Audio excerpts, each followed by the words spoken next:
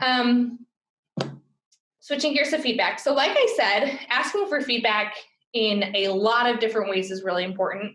And I think in terms of developing your teams right now, especially if we're not used to being online, this is not the time to cut out those one-on-one check-ins with your team members. So continue to have those. Do not let those slide. Ask for direct feedback in those meetings. Ask for feedback in emails. Ask for feedback as a group, as individuals, however, and hold engagement surveys, and then share those results in that all-hands meeting. And Culture Amp is a really great tool, and so I would recommend that. There's a Culture Amp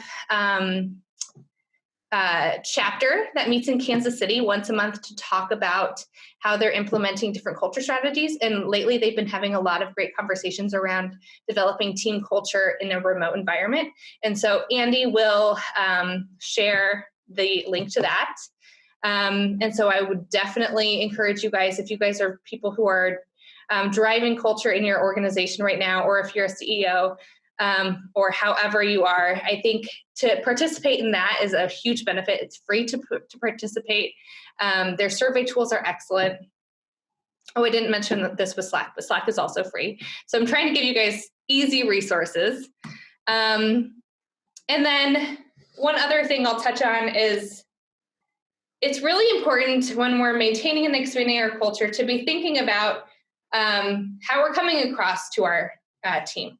And so, for example, I think building employee trust is really important in this time. People are feeling micromanaged a lot of the time. And a lot of this is due to the fact that when we can't see our bosses and our bosses can't see us working, we start to go into some psychological unsafety. We're starting to feel psychologically unsafe in our work. We're starting to see our friends get laid off, get furloughed. And so it's a time when we're already feeling insecure in our jobs. And so it's important for good leaders to show that they're being trusting in their team. And so avoiding that micromanaging work. I know for me sometimes, especially like when I was at Techstars and you'd go, a month without seeing your boss, you would think, oh my gosh, do they still like me?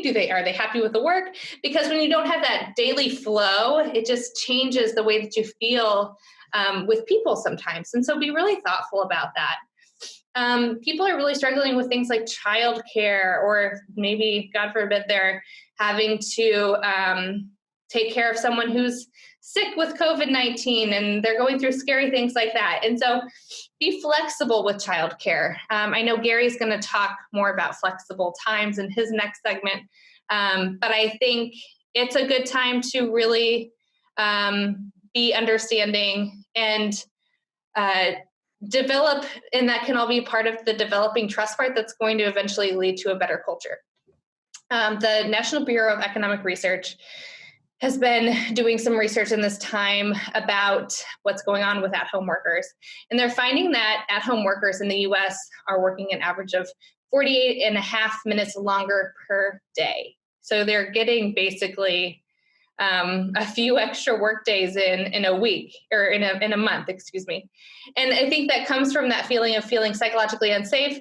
I think it comes from sort of what we talked about with the netiquette piece, which is people just don't know the expectations. They don't know if they're allowed to get off their work computers at 5 p.m. They think that they should be working around the clock because there's no separation between work and home life. And so they're working much longer. They're working until, if they work until 5, usually they're working until 5:48 every day instead. And it's going to burn people out, and they're going to have some issues with that.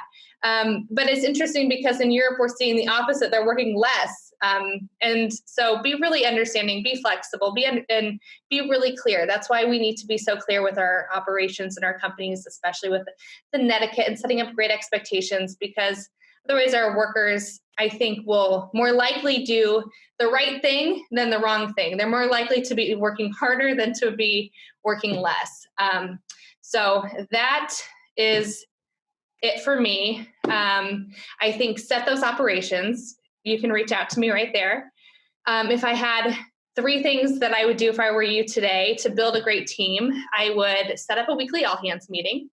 I would get an etiquette committee going, and I would get Slack implemented.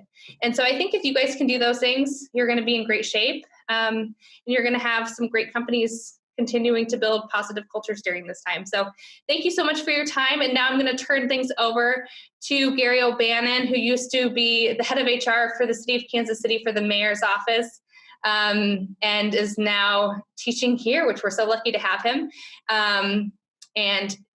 We're going to learn a little bit more about the legal part of what we're expecting now. So Gary, I'll turn it over to you, and thank you so much.